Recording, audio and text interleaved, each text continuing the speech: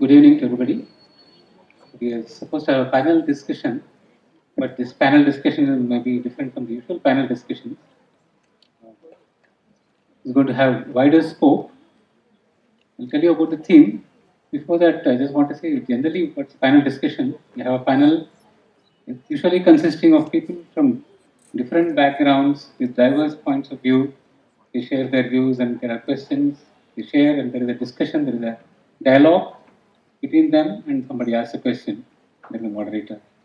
In this instance, we wanted it to be wider in scope in the sense that I want students to ask questions as much as possible. What is going to be the theme? Theme is, as I mentioned, is going to be very wide.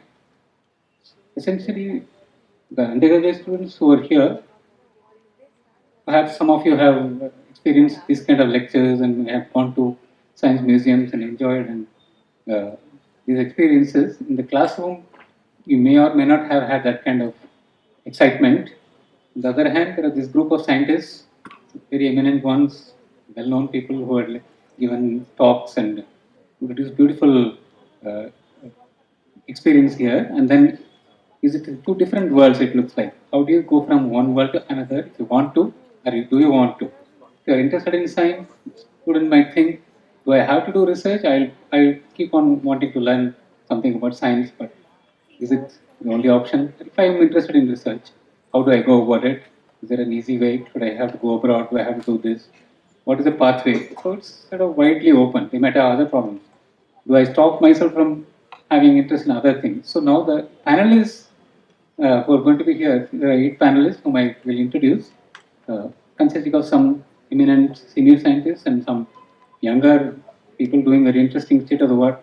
And interestingly, among us, we have one panelist who is a filmmaker and historian of science and technology, Dr. Janvi Palke. So we'll introduce you to the panelists, after which I'll ask one of the panelists to moderate this whole panel discussion.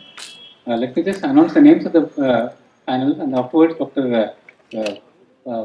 Darshan will make a formal introduction and they can come forward. I'll right now just tell the names of the people. Professor Mukunda, Professor Rajaram Nityananda, and Dr. Janvi Palke, Professor Shobana Sharma, and Professor Vidya. Shobana, extremely sorry, Narasimhan, and Professor Kaushal Verma, and Professor Chandrasekharan was supposed to be there. He is a very well-known senior liquid crystals scientist. I don't see him. So we'll have probably 7 on the panel. So I request Dr. Dakshan to introduce the people one by one, and I request them to come forward and sit here. I request the panelists to come on stage as I introduce them. Professor Amitabh Joshi. Professor Joshi was born in Agra. After his BSc Honours Botany and Masters in Genetics from Delhi University, he received his PhD in Evolutionary Genetics in 1993 from Washington State University, Pullman. He was a postdoctoral fellow during 1994 to 1996 at the Department of Ecology and Evolutionary Biology, University of California, Irvine. Professor Joshi is also a founding member and fellow of the Indian Society of Evolutionary Biologists, an associate member of NIAS, and adjunct professor at IISER Mohali. His research interests include life history evolution, evolution of competitive ability, developmental rates, fecundity schedules and lifespans, small population and metapopulation dynamics, history and philosophy of genetics and evolution.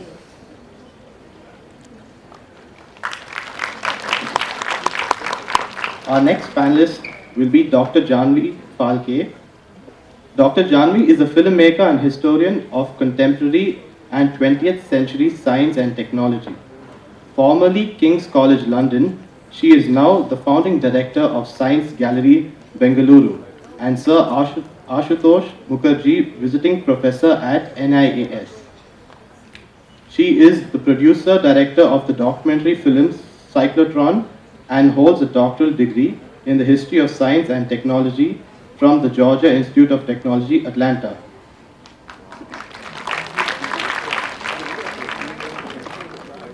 Professor Kushal Verma. Professor Verma is an associate professor in the Department of Mathematics in IISc, Bangalore. After studying engineering physics in IIT Bombay, he moved to mathematics.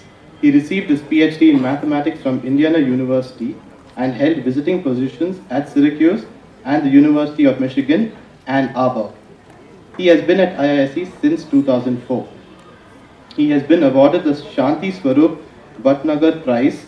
He is also a fellow of the Indian Academy of Sciences. Professor Verma is also interested in poetry and history.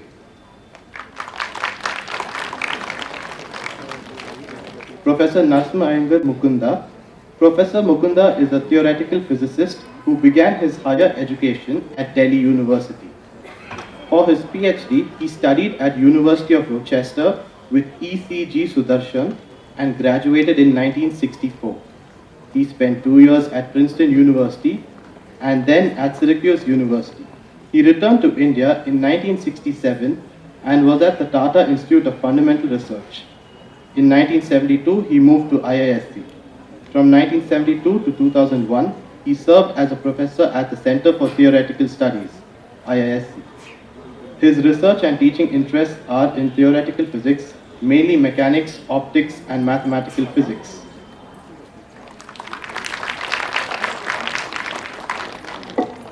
Professor Rajaram Nityananda. Professor Rajaram is an Indian physicist who works on solid-state physics, liquid crystals, astronomical optics, image processing, and gravitational dynamics. Professor Rajaram was formerly the director of National Center for Radio Astrophysics and also Tata Institute of Fundamental Research, TIRF, Center for Interdisciplinary Sciences in Hyderabad. He is also the chairman of the board of directors of the National Institute of Technology in Tiruchirappalli and Chennai. He was faculty member at the Indian Institute of Science, Education and Research, Pune.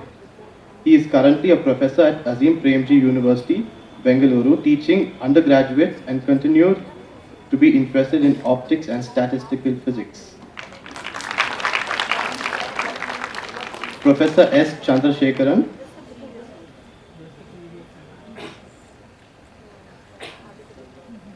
I'll move on to the next panelist. Professor Shobana Narasimhan. Professor Shobana is a professor of theoretical sciences at Jawaharlal Nehru Center for Advanced Scientific Research in Bangalore, India. Her main area of interest is computational nanoscience. Her research examines how the lowering dimensionality and reduction of size affects material properties. She is a member of the Standing Committee on Women's Science of the Government of India and was formerly a panel member of the Women in Science initiative of the Indian Academy of Sciences. She has also organized several career development workshops for women in physics at international centers for theoretical physics in Italy as well as East Africa. Professor Shobana is an associate editor of Resonance.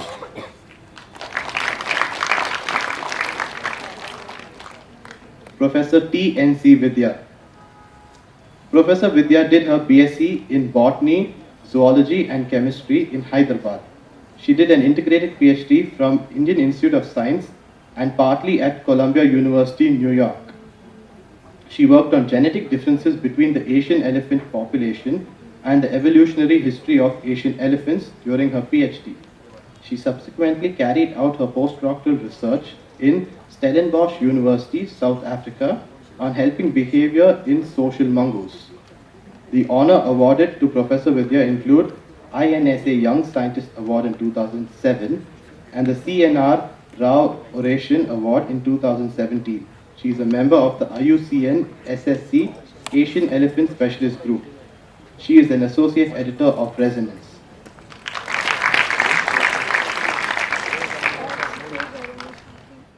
Okay, hello everyone. This session is a little different from the previous ones. We won't talk so much about science as a technical subject, but more about the practice of science, how you do science, what you do when you've studied science, what you can use science for in your future careers, how to decide whether what you want to study in the future, where to study, things like that. I'll start by asking each person on the panel to speak for 2 or 3 minutes about anything they want to tell you, and then we'll start having a discussion. Okay, so Amitabh, you want to start? I don't think I even want to speak for 2 or 3 minutes. I'd just like to make a very small point which I think sometimes gets obscured in India, especially, which is that science and technology are actually two fairly different things. They are related, no doubt, and they feed back upon each other. But the fundamental nature of science is open ended inquiry or search. Technology is about using knowledge, scientific or otherwise, to solve specific practical problems. It's a very specific goal oriented activity. So, the fundamental nature of science as curiosity driven search to try to understand things is something that in India often does get lost in a lot of the public discourse. We always hear the word science and technology together in India. You very rarely hear the word science by itself. And nowadays we hear science and technology and innovation and so on. So I think that's something to bear in mind, that science is about understanding. Science is not about the facts primarily. It's about the conceptualizations we create in our minds to explain the patterns in which we see the facts presenting themselves. And I think I'll just stop there. Generally, maybe you can also tell us a little bit about the Science Gallery. How many of you heard already about the Science Gallery? Okay, so some have, but not everybody. So maybe you can tell us a little bit about it because it's a new and exciting development in Bangalore's scientific culture, and you can tell those who haven't heard about it about it. So I'll take the leftover minute from Amitabh and continue. So I want to quickly say three things. One is that you can love science without actually having a career in science. That it's perfectly possible to actually enjoy science, enjoy the curiosity of it, the wonderment around it, and the kind of things that Amitabh just mentioned without choosing to have a career in it. And there's nothing wrong, which brings me to my second point, is that we have a professional conversation about science in India. We rarely have a cultural conversation about science in India. And I think there is a very serious problem around that, because not having a career in science doesn't make you less intelligent, and having a career in science doesn't make you more. It's perfectly fine to be on either side of the fences. And that brings me to my third point, which is that science is still important. And it's incredibly important today. In the context that we live in, just the previous lecture we heard about climate change, there's new medical technologies, there's genetics, there are things that are going to impact our lives, irrespective of whether we deal with or are engaged with the content of science or not. And therefore, it is an incredibly important aspect of our modern lives, which we cannot ignore no matter what we choose to do. So as a part of this effort, Science Gallery is one place where we are hoping to create an engagement with science. So we are not going to do science communication, which has its own place, which is incredibly important, but that's not what we do. What we do is create a platform, a place, a space for experimentation and conversation as with peers and with equals, right? And where you can be a historian and you can still walk into a lab. You can be a historian and you can still walk into an exhibition, and you will be given the unequal opportunity of engagement with the material of science, so to speak, and the opportunity to ask the kind of questions which today, culturally, we are not asking, and if you're not practicing science, you're not even allowed to ask. So, in short, I'm really happy to see that many of you actually know that the gallery exists. We don't yet have our own building, it's coming up. It's a very short distance from the Indian Institute of Science, where we will actually have laboratory spaces and all kinds of fun things happening.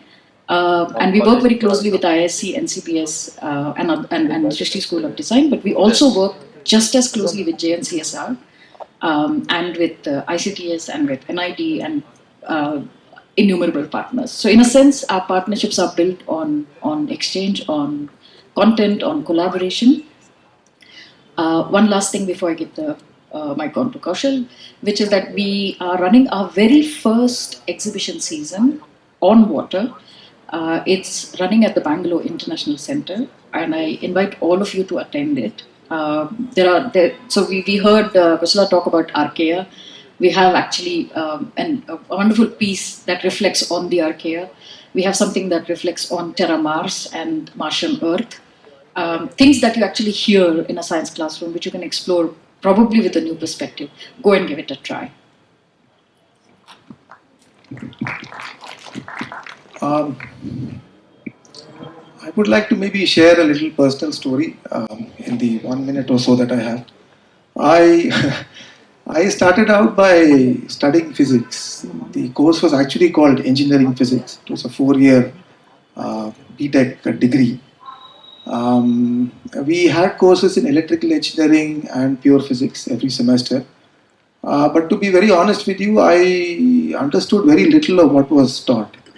By the end of the 3rd year, it became clear to me that one of the reasons why I was not really understanding too many things was that there was a fair bit of sophisticated mathematics which was being used, not really being explained. And that's what made me really uncomfortable. So I sort of felt out of place, and I thought, look, if I have to really understand this stuff, I better learn some mathematics. So that's how I, told myself, let me, take a little diversion into mathematics, and then maybe I'll come back. But this was a thought that came to be in 1989. I took a diversion into mathematics, and I haven't gone back. But that doesn't mean that I regret anything that I was exposed to or did during those 4 years. In fact, I think I find myself much more open to what is happening around the world simply because of some of the things that have remained in my mind, So I think of this as a blessing. So the only thing that I want to sort of share with you here today is, as by means of this personal story, is that you should always be open.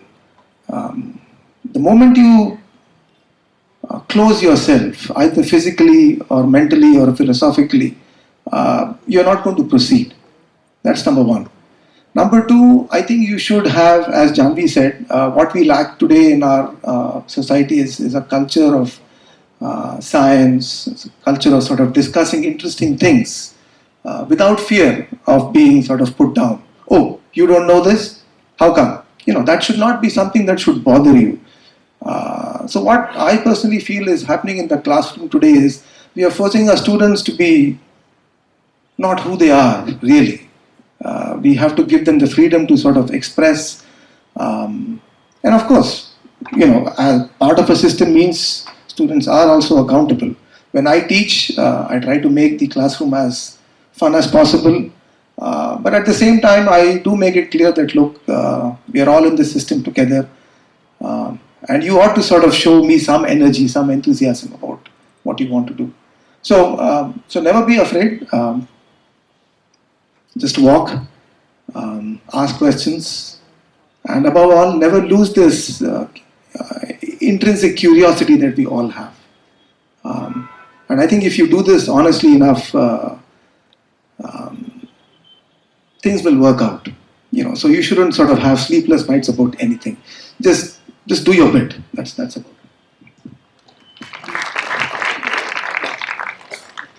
So I will say a little bit about what Professor Suri wrote in his letter to all the members of this panel. He said, I'll quote from you, "There is a wide chasm between our undergraduate students of science and scientists conducting state-of-the-art research in many of our prestigious institutions." And your question was how to bridge this gap, how to make it possible for students to learn more and be involved somehow in the more professional research effort. So I just want to make a couple of points. Started several activities in the late 1990s to help solve this problem. It was an effort, it was modest, and many of you must know there is this summer research fellowship program, there are courses for teachers, There are workshops for students and teachers. All these things were started in the late 1990s. From 2007, the other two national science academies, INSA in Delhi and NASI in Allahabad, joined hands with the Indian Academy of Sciences. So this program, the science education program of the three science academies, is going on now, and it is a little over 20 years old. So there has been this effort, it has been reasonably successful. But when we discuss these things in general terms, I think we should also have an idea of the scales involved. The question is how to bring students studying science in colleges in India into contact with the research community in science in the country. For this purpose, you must remember the number of colleges in the country is 40,000 approximately. I imagine that the number of colleges teaching science at undergraduate and maybe some in master's level may be of the order of 25 to 30,000 at least. So it's a very huge system. And we all know how variable the conditions and the qualities are. The facilities available, the urban versus rural divide, all these problems are there. So I just want to make a suggestion. See to what extent the academy's activities have helped in answering the problem posed by Suri, but it cannot be the full solution. The abilities of the academies to contribute to this solution are limited. The system, the country as a whole, has a much larger academic community and institutions. So you must think and you must make suggestions what you think can be done to help bridge the gap which Suri mentioned.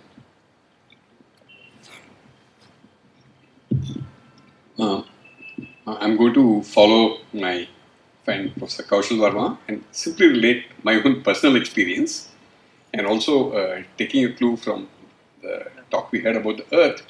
It may have a lot of contingencies in it.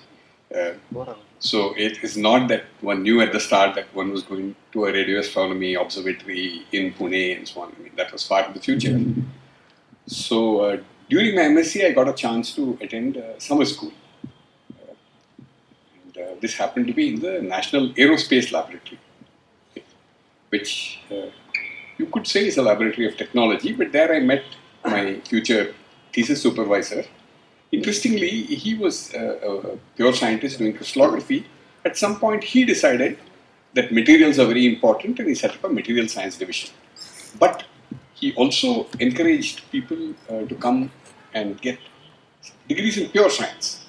So he didn't say that all his students have to develop new materials, and in fact he gave us a lot of freedom. So I had this interesting experience of, on the one hand, working on some problems in optics and crystallography, but every now and then he would say, look, if you understand crystallography, you should be able to help these people to design this dome which is supposed to cover a radar dish in Kashmir. So I actually would spend some time calculate that. Then some metallurgists would come and say, we are... So I mean, I got a lot of exposure, which turned out to be very useful. There was an electronics division, and all the young people would be put in the same hostel. There were people doing fluid dynamics. So the same thing of curiosity. You ask, what's happening? Of course, I did work on my own. Another interesting thing, it shows a liberal attitude. In those days, NAL, which is near the airport, the old airport, the distance from Indian Institute of Science is the same, but the time taken was much less. Or you could even go down by bicycle. So when I heard that Professor Mukunda was giving a course of lectures on group theory, my thesis, I told my thesis supervisor I want to attend. I was about to write my thesis. He said, okay, take some time off, attend that course. Right? So these are all contingencies, and I took inputs from various sides. There was no astronomy on the horizon. And then Raman Institute, again, I had the good fortune to have a very liberal person. He didn't say do astronomy. So I continued doing optics and so on. Every now and then he would come and ask me some question in astronomy, and gradually I got sucked into it. Okay? And even in the Raman Institute, there's a tradition that yes, you may be interested in quantum mechanics, but people would sit in the electronics division, and actually there are connections. So I'm not so much saying that science and technology are the same. I'm saying they can talk to each other. And of course, all this became very useful when I went to Pune. And then there were people doing electronics of radio telescopes. And the astrophysics people were doing fluid dynamics and so on. So at least in my personal case, these contingencies worked out. I don't know if one had to generalize, I would use similar language to what Kaushal Verma used. I mean, try and be open, try and enjoy yourself, be true to yourself. And of course, it certainly helps. So you should seek out good people. And today you can look them up in Wikipedia, you can see their reviews on the internet. And if you go and work in a good place with good people, I think you will have a good time. Okay, I thought I'd just tell you a little bit about why I became a scientist and why I like being a scientist. I was actually interested in very many things when I was in school. I liked the arts and humanities subjects, and I also liked science. I especially liked maths at that time. I didn't particularly like physics because I didn't like my physics teacher and she didn't like me. So I never thought I'd become a physicist. I also really liked painting, and when they gave us aptitude tests, they told me I should become an artist. And then when I went to 11th and 12th standard, I really started liking physics. And the reason I decided to become a scientist, it wasn't obvious to me that I should become a scientist. Everyone said, oh, if you have good marks, you should do science. But why I chose to do it was I thought it's easier to be a scientist who has an interest in painting and writing and literature and all than the other way around. I thought it would be much harder if I become an artist who has an interest in science or something. So that's why I became a scientist. Why do I like being a scientist? I like things to be organized. Every day is different. I'm not doing the same thing day after day. Every day I'm doing something different. I also don't have anybody telling me what to do. I decide for myself, more or less, what I want to do. I like it that it's a very sort of free and liberal atmosphere. I work with my students. Of course, I'm their boss, but to a large extent, we're also friends. We work together. We have a very equal relationship, I would say, with my students. And I like that kind of atmosphere. I also like the fact that it's a very international enterprise. I have friends and collaborators all over the world. I have them in Europe, I have them in the US, but I also have them in Africa. And I really like all this. One thing bothered me for many years, which was that I felt that, okay, I'm enjoying doing all this, but maybe it's a selfish pleasure. I used to worry that maybe I'm not contributing enough to society. Maybe I should be doing social work. Maybe I should be a doctor. But then I slowly switched my field into an area which is a bit more applied, where the work has applications. But I also started doing things like going to Africa to teach in workshops, working for women in science, because there are actually very few women in my field. So trying to increase the number of women, trying to help women who are disadvantaged, trying to work with disadvantaged groups. So this is my way of dealing with that dilemma. And we can discuss all these things more if you want. So I would like to touch upon something continuing with what Professor Gadagkar had said yesterday and also what Janvi was saying now, which is about blurring the distinctions between different things. So like he was saying that one can blur the distinction between work and play. It's also important to blur the distinction between being a scientist and a non-scientist.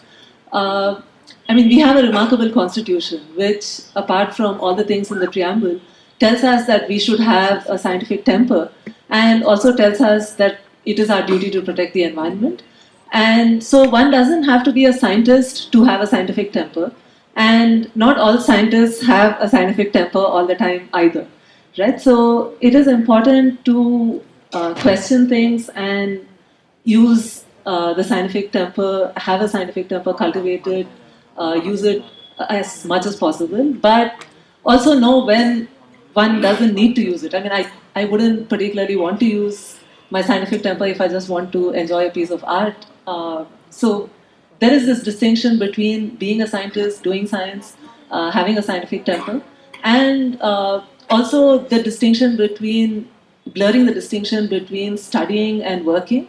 Often you have people who criticize others for studying when they're still 30 years old, but then one learns throughout one's life. So I don't think there should be these kinds of boundaries about when you can study, when you have to work, and so on. So, in fact, I have not introduced myself until now. So let me first introduce myself. My name is Suri. I'm from the Indian Statistical Institute in Bangalore. So, I'm a mathematician like Professor Kaushal Verma. There is a difference between many of these people and me in the sense that I always wanted to do only mathematics. Okay. So, in reality, I started out with three loves: sports, music, and mathematics. In that order. I used to play cricket and club level, played with Ranji Trophy players. All the time I want to be on the field. Otherwise I was singing all the time. Some program I'll go and arbitrarily I'll just join and start singing. And because I liked singing so much. So at that point, okay, mathematics meant some kind of solving puzzles, which I really enjoyed doing. So I thought that was mathematics. So when I joined BSc also, I had no idea that, it is much different. I somehow sailed through, I got average marks in BSc. So because I was not very interested in what was being done at that time. So at some point, when I thought, okay, where should I go now after that? Should I do masters? What should I do? I want to become a sports person or what? So of course, at home the atmosphere is so that academic. You have to go, you have to study further. So I thought, okay, let me try mathematics. And it turned out that it was very different from what I thought. It was not just solving puzzles; it was quite boring. But I had one senior student and also one teacher who were very instrumental in making me think it can be fun. So I just started doing my own fun things and somehow kept up with the studies. But nevertheless, I was very fortunate to get into this place called Tata Institute of Fundamental Research for research in mathematics. So once I got into that, I thought, okay, I will continue with my fun things, but the whole atmosphere was sort of forbidding and people were don't waste time, things like that. You're always being judged. So that kind of atmosphere was there. And I always wanted to go and interact with people, talk to other students, maybe from schools, colleges. So I did do that. When I was in TIFR, I used to go a number of times quietly to colleges. Some people that I knew, through relatives. So whenever somebody came to know, they would say, "Why are you wasting your time? You don't do this. You're supposed to be doing research. You're fortunate to be here." And of course, it took a number of years to complete my PhD. I was just passing through, meandering through, and I was doing my own fun things. At some point, there was pressure. You have to complete your PhD and do this. So I did complete my PhD there. And then I said, okay, let me continue doing this quietly. So I started writing anonymously mathematics articles, which was perhaps looked down upon by the research community. Don't write for children, don't write for. So there were some magazines earlier which I shut down now, maybe not because of my writing, I hope, but they did. I definitely, I continued my interest. So at some point I moved. Throughout that stage I was kind of trying to be in touch with students. I used to go to schools also sometimes, not much, but colleges more, even Pune and Bombay.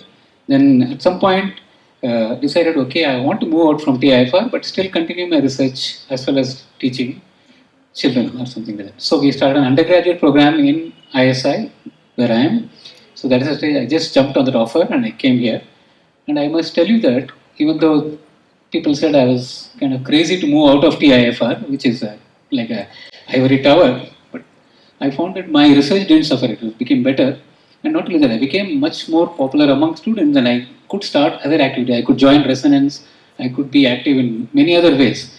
Even now, every summer I should tell you, we have this summer students, no formal program, but people write to us. Like Academy has these programs, through that some people come. So I always make it a point, people, my colleagues either don't have any summer students or maybe one or two. Every year I have about 16 to 18 students.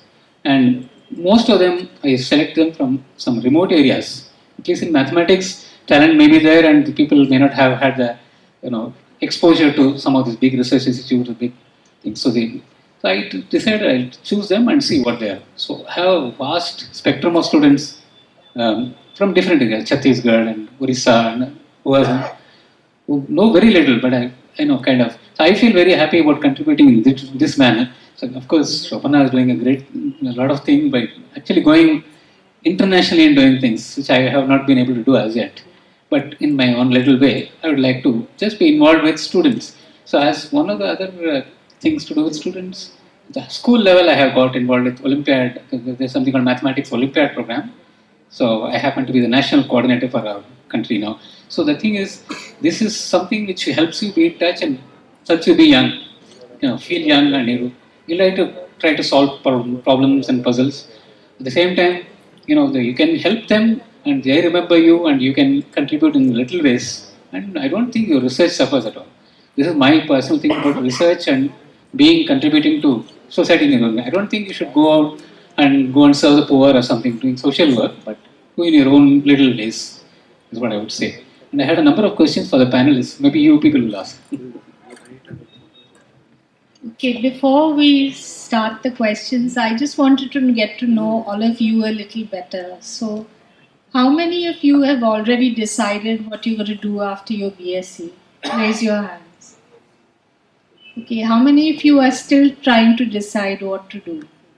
Okay, so most of you are still deciding. Okay, how many of you are biology students? Okay, most.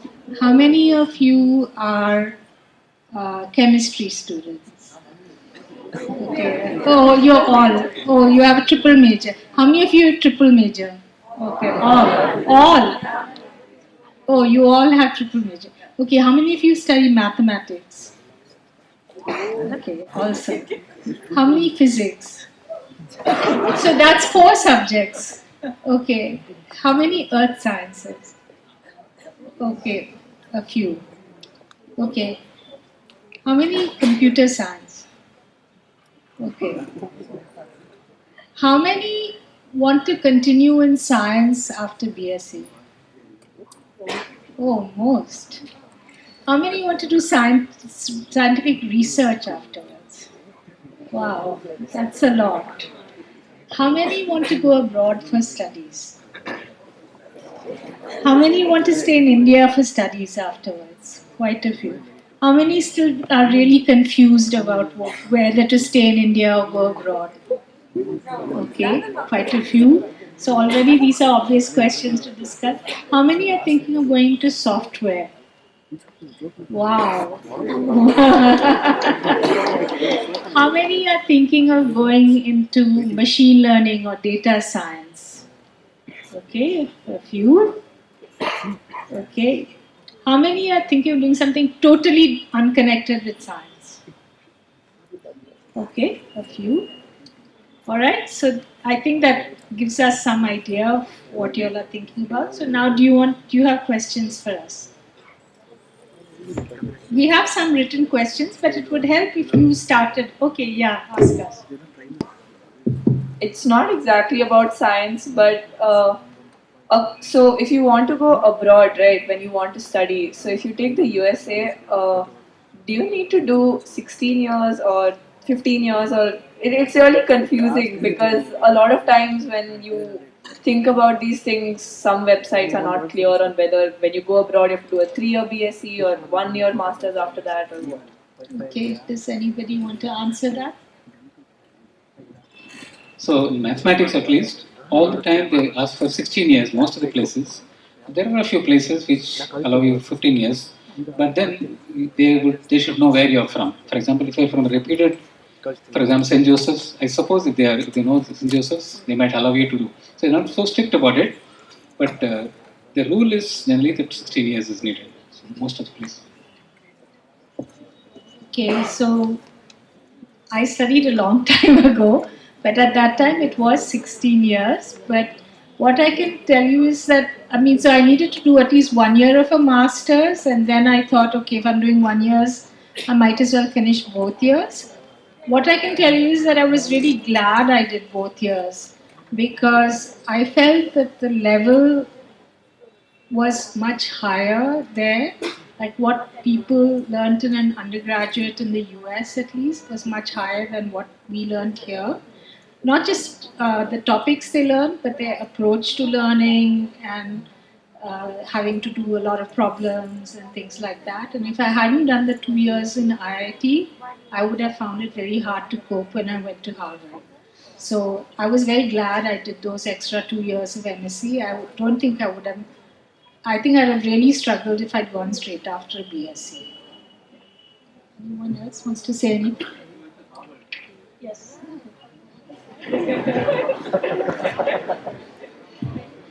That's a good question. I'm glad you asked it.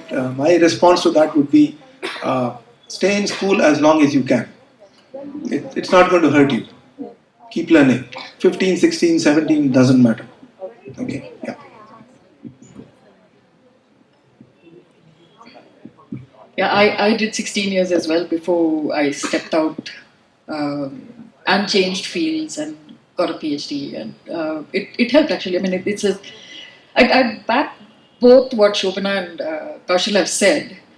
You know, I don't know if it's hard to believe or not. Maybe your generation is smarter than mine.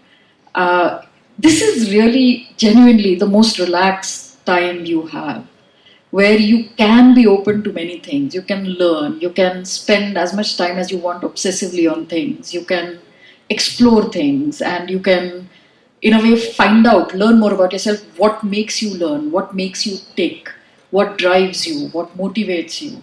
Because once you are in a more systematic learning program, which is what most graduate school programs are, in the US most certainly, in the UK less so, then, in a way, the opportunities, of course, are much more to distract yourself in American grad schools, but you simply don't have the time. And I think so. Being relaxed, taking the time to learn, and not being in a hurry to reach somewhere, to finish things. Like 1 year, I'm losing 1 year. I'm losing 6 months. I'm losing 8 months. These things are inconsequential by the time you hit our age. It's inconsequential. What matters is what you did with that time, and and give yourself the time. Be patient with yourself. Just to build up on what you said, how is it different? Is it the basics that are different, or the kind of advancements they make abroad? Where does the real difference lie? Why do we find it more difficult when we go They abroad? expect you to be more independent. Oh. Okay, at least, as I said, I studied a long time ago, but I think things haven't changed so much. When I was doing my BSc, the kind of questions we were asked in an exam is, for 25 marks, describe and discuss Millikan's oil drop experiment. So you just had to mug it up and reproduce it.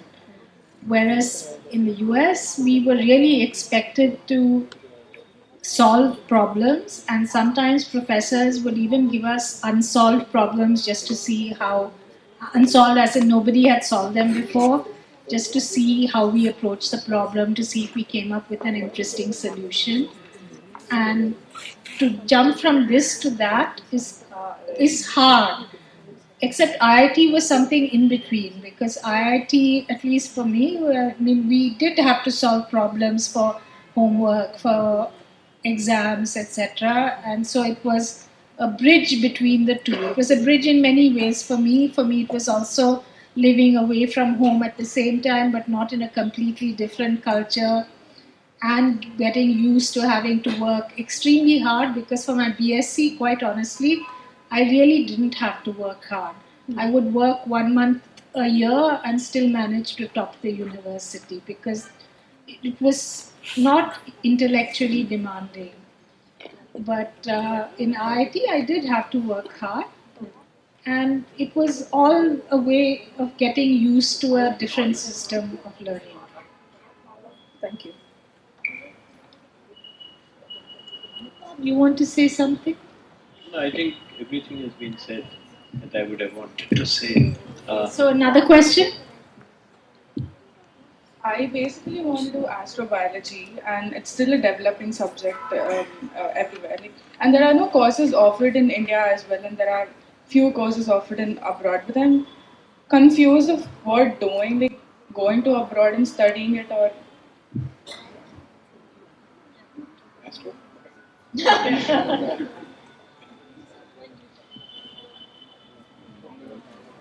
Yeah, first, many people, young people ask they want to do astrophysics first, all right? And again, you don't find too many specialized astrophysics courses in the country. There are a few, but not many. But my advice to them is, get your physics solid.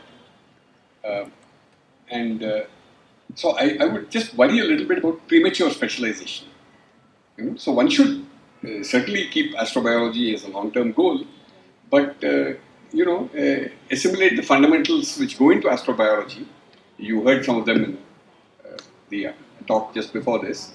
You really have to learn so many different things. So I doubt that one needs to straight away head for astrobiology after an undergraduate degree, but maybe Vidya. No, actually, that I would agree with that. The only astrobiologist I know in India is Professor Sudha Rajamani in IISER Pune.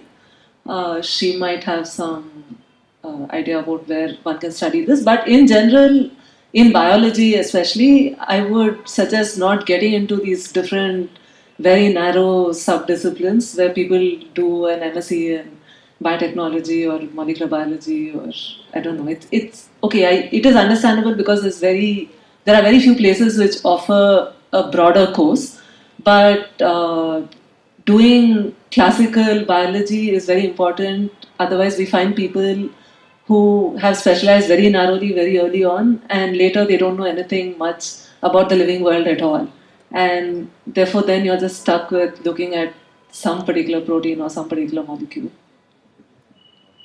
Yeah, I want to underline what Rajaram said about not getting specialized too early. Like in the country, there are all these specialized master's courses in nanotechnology, in data science, etc. I'm not a great fan of those. I think it's much better to get a thorough grounding, as both of them said, in basic subjects like physics, chemistry, maths, biology, whatever it is. Get your foundations solid and then specialize later.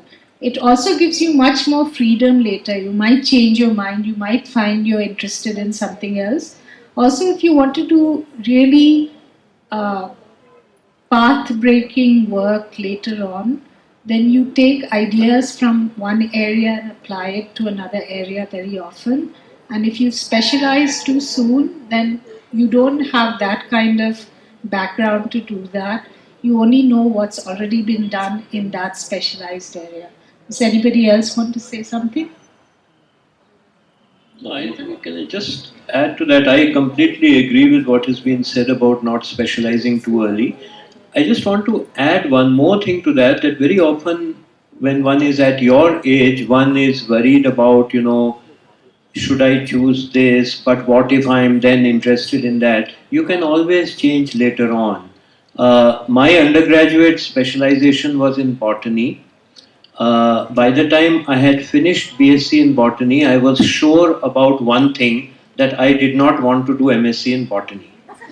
That much was clear. What exactly I wanted to do was not entirely that clear, but I was very interested in genetics, so I managed to get admission to a program in genetics. I did not think I would get into that program, and if I would not have gotten into it, I had already decided that I was going to switch fields and do a master's in Urdu literature. I had already told my parents that I was planning to do that if it didn't work out. But then I studied genetics and got introduced to population genetics, and because of that got a little bit introduced to some ideas in evolution, which was largely missing from our curricula otherwise. And then I got interested in evolution, and one of our teachers said, if you really want to do a PhD in evolution, go outside India, because at that time very few people in India were doing serious evolutionary biology. And I ended up doing a PhD in evolutionary biology. At that time, interestingly, in the university where I was doing my PhD, there was a very eminent population ecologist called Alan Berryman. in the entomology department. But at that time, I was not at all interested in population ecology. And a few years later, I really got interested in population ecology when I had already finished my PhD. And I was beginning my life as a young assistant professor here. And one of the books that helped me greatly in learning population ecology from scratch as a young assistant professor, this is not a subject I had ever studied as a student, was Professor Berryman's book, and I really regretted not having taken his course when I was a PhD student. I was like, he was in the next building and I'm enjoying his book so much. And I sort of taught myself population ecology after I had become a faculty member, and I do research in that, I teach that now. So one can always move on to other things too. If you did your PhD in some area, that doesn't necessarily prevent you from going into another area later on at all. Okay, to continue on that theme, you can sit. I wanted to discuss a little bit what are the careers open to you apart from scientific research if you do a BSc or MSc in science. So maybe I'll ask Jahnavi to say something first and then we can discuss the rest of us. Can you say something? Sure. So I think you all must have by now a reasonably strong idea of what kind of career paths are open to you, right? I mean, you can either go into research or you can go into industry, you can go into teaching alone, so which is I think unfortunate. One shouldn't ever have to go into teaching without research or without accompanied by research, but it does happen. So can you just quickly tell me what other options are open to you? Law. Law, okay. Why law particularly?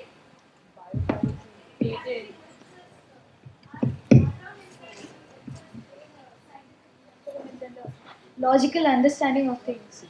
So in law, that is somewhat what I have observed is required. So our knowledge in science will also help us solve mysteries and all these problems we face in law. So do you think a lawyer can become a good scientist? Anybody can become a that scientist. Depends, I feel. And why is the first one self-evident and why is the second not? I have never thought that way. So I need some time to think about it. Okay, think about it. Fine. What other professions do you think are open to you? Huh? Writing, okay.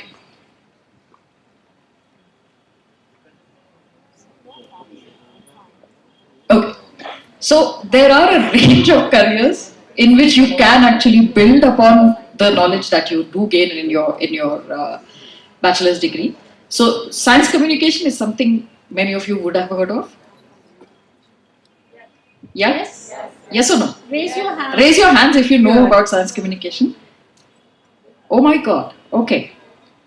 So that's your homework for today. Go look up. So science communication is a thriving, sort of reasonably thriving career in Europe and the United States. Also in Japan to a significant extent. So you have an entire community that is dedicated to, and you have degree programs. You have degree programs in science communication as well, where people learn how to take existing research into the public domain. And this is for two reasons. The first is because much research is actually conducted using taxpayer funding, or what we call government funding. And so in a sense, the public also has, in a way, it is a responsibility of the scientific community to be communicating what they do to the public, right? So there's that aspect of it. So in a sense, a public face of the enterprise of science. That's one reason to do it. The other reason is also, and this is something that was alluded to in the discussion around not specializing too quickly, is that even within the sciences, actually people don't necessarily understand each other if they've siloed themselves into narrower and narrower areas of research. And so often it is through science communication that the community of science also understands each other, right? I mean, especially among sort of, So those are largely two reasons why science communication as a profession thrives, but also is required. there are various modes through which this happens. It happens through print media, but it also happens through public spaces of science, right? Science museums are one kind of thing. I would probably dare say we don't have a science museum in this country. We have science centers, and they serve a certain function. So science centers are primarily pedagogic spaces where you go and you learn more fundamentals in science. Science museums are primarily historical collections of science. So for example, if India were to have a science museum, it would be the place where you would go and see, this is J.C. Bose's crescograph, this is C.V. Raman's spectrograph, this is G.N. Ramachandran's model that he built of the triple helix, etc. We don't have that space. But those are also careers that are open and need to be nurtured in this country. That's what I meant earlier on when I said that science doesn't have a public face, a public space in India. And there's another kind of space which is now like the Science Gallery, which does something slightly different to science centers and science museums, which is one where you invite people to actually bring their questions, bring their concerns, and bring the experts and the young in a conversation with each other. Right? So there are those careers which are also open and in fact need to be taken quite seriously and rigorously. This is not something you do because you think, and I'm saying you think, you have failed to do science properly. This is not an option to pick up if you think, somehow you have failed. That's a question that needs to be explored as well, and I think I'd leave it to Shobana to probably open it up in a different way.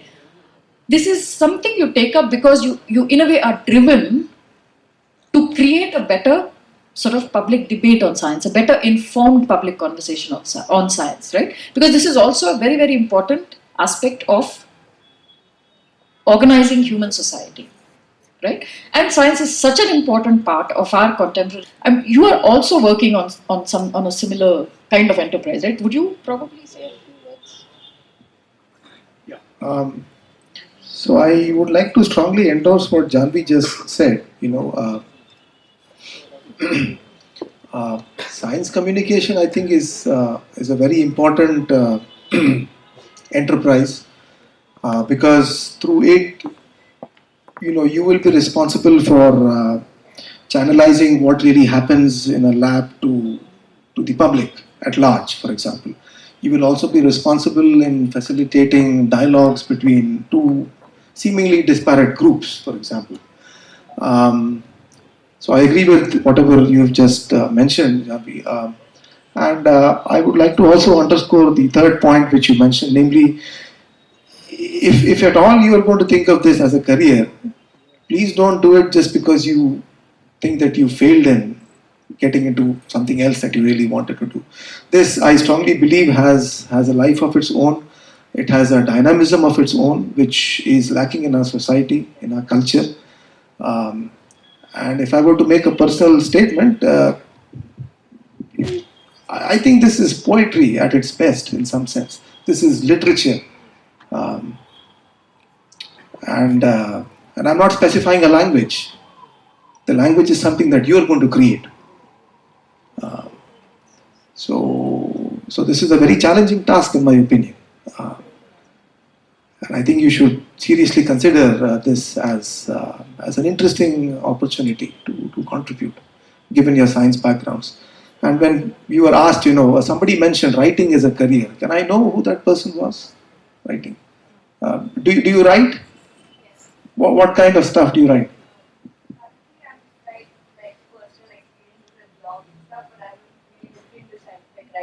Sure.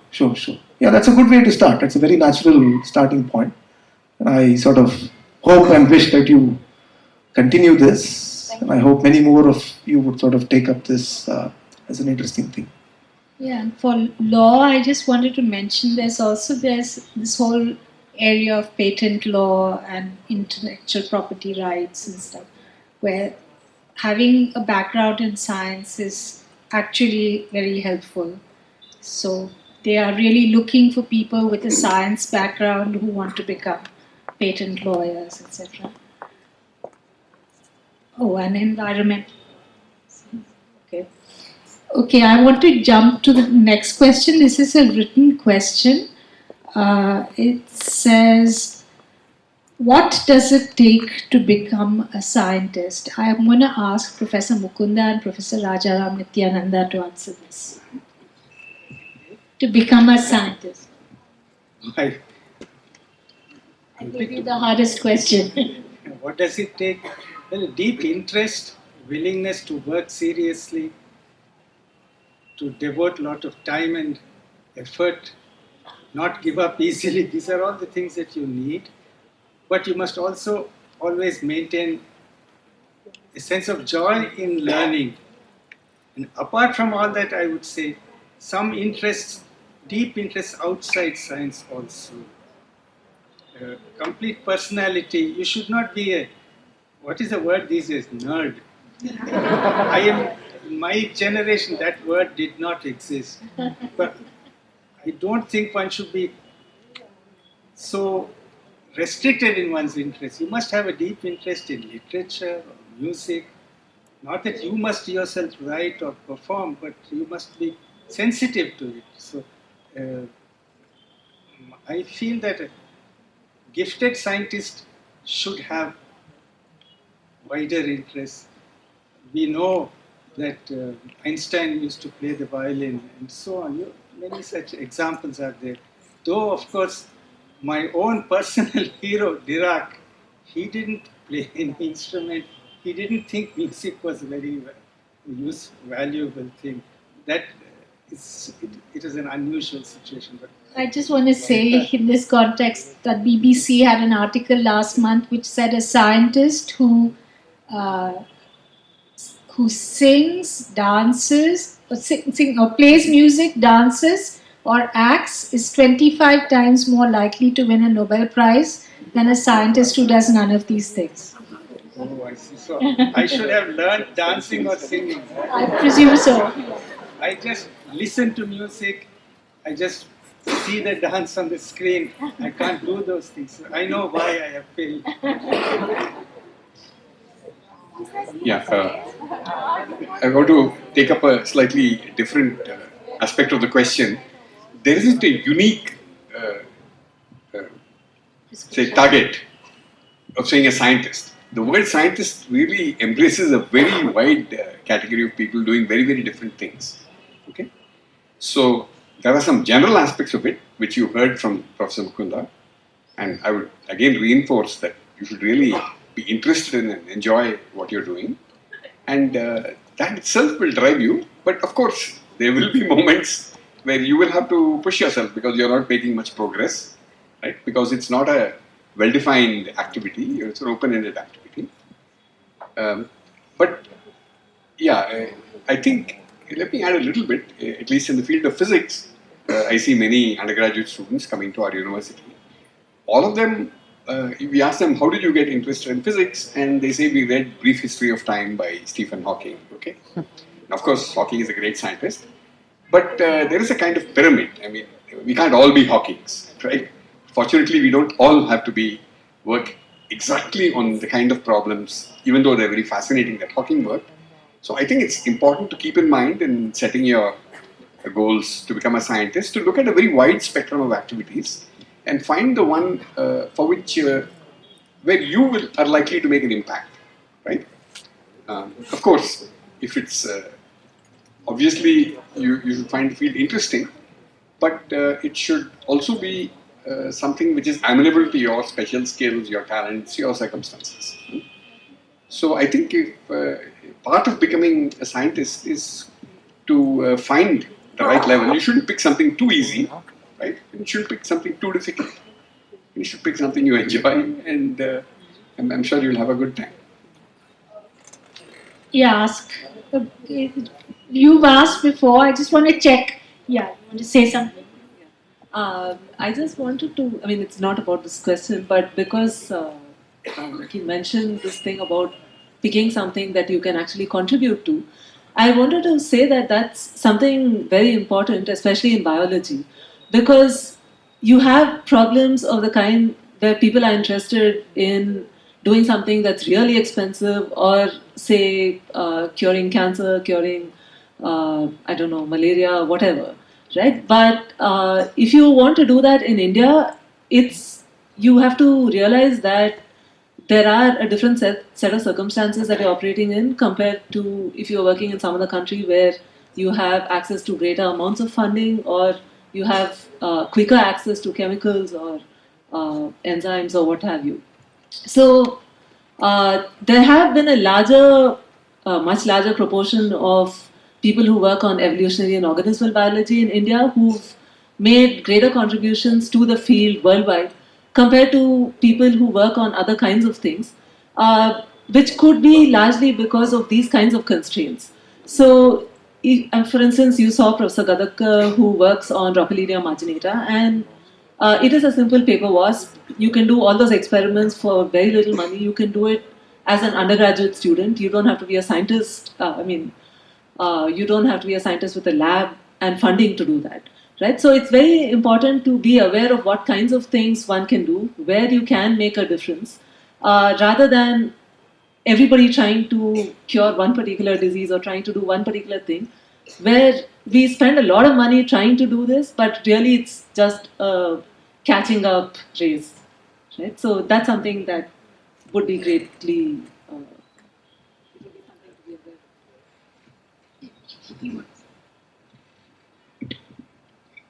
First of all, I completely agree with what was just said by Professor Vidya. I just want to add something beyond that also. I think it's very important when you are choosing, for example, what to work on, even within the context of a field. Let's say I have decided I'm in India, so I'm going to work on things where I can bring the unique strengths of being an Indian scientist working in India to bear. Let's say I've already done that, so I'm going one step beyond that now.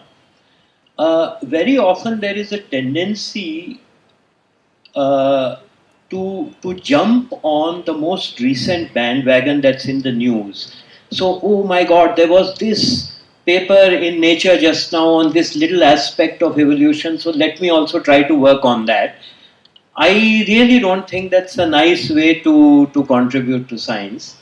Of course, to some extent, all of us are prisoners of our own experience.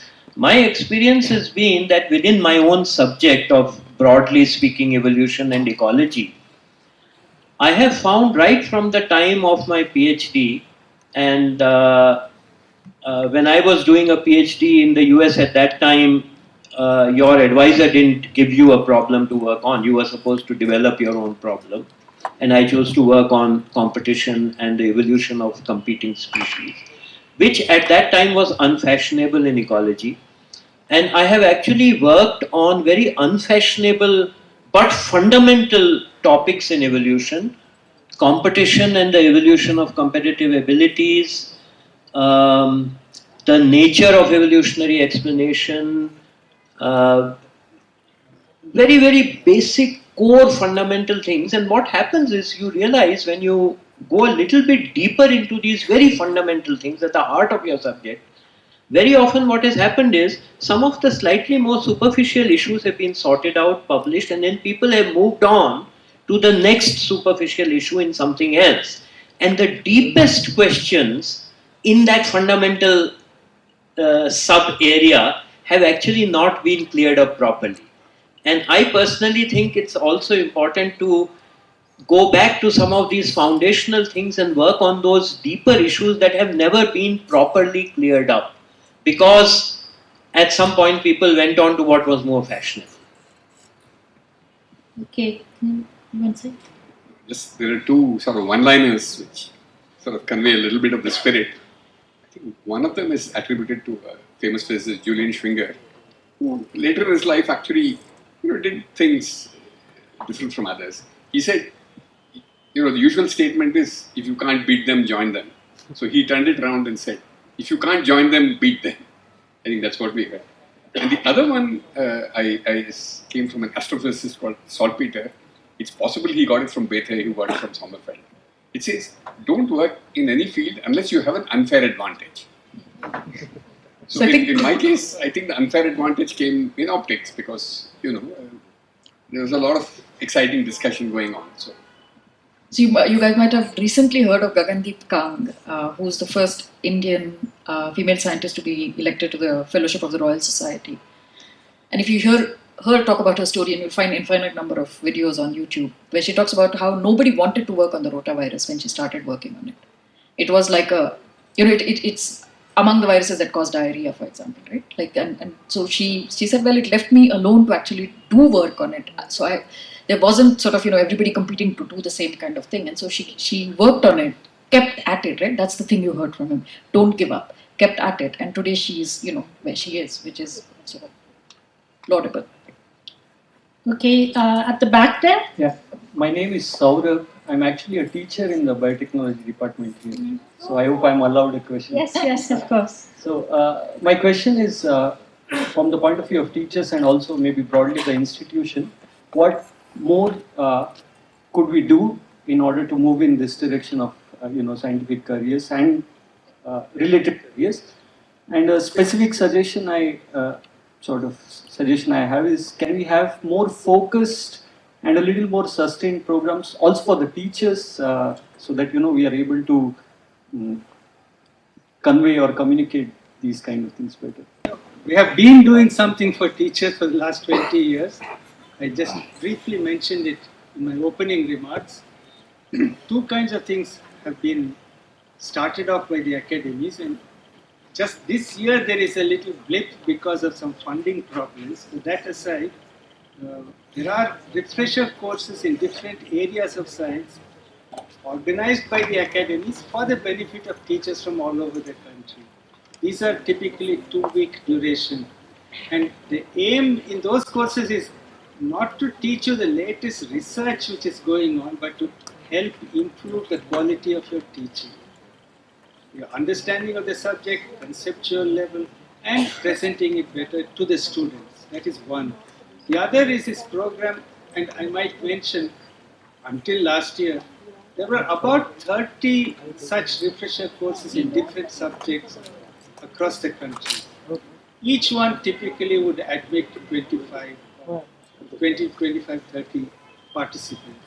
The other are shorter duration programs, lecture workshops. They are meant for both teachers and students in colleges across the country. They are at a research level. What I mean is that their purpose there is to tell people about the latest advances in different fields. It's not so much improving the quality of teaching, but teaching science as it is happening. That program has been very successful. I believe 2 years ago, the number of these lecture workshops per year was close to 200. Pretty good. But whenever I say that, I also have to remember the number of colleges in the country is 20,000, 30,000. That is, somebody has to think how to make a major effort to improve things for a large number of people. We should not forget need. How did you decide what you wanted to research on? Because the advancement in any field is overwhelming for us as a generation. If we start reading about anything, we find that a lot has been done already. So how do we decide what we want to research? How did you all pick a topic? How did you pick a problem? Vidya, you want to say? Okay, in my case, I think it was sort of a mix of chance and something that I wanted to do. So I'd always wanted to work with animals from the time I was in school. So I knew I wanted to do a PhD because that will let me do that. Initially, I was not planning to work on elephants. I was planning to work on birds. But it so happened that I was restricted to working in a particular place and I was allowed to work on anything. And I realized if I had to work in that area, I had to keep looking out for elephants all the time. So I thought I might as well work on them. And then once I started working on them, I came up with questions that were interesting in and of themselves.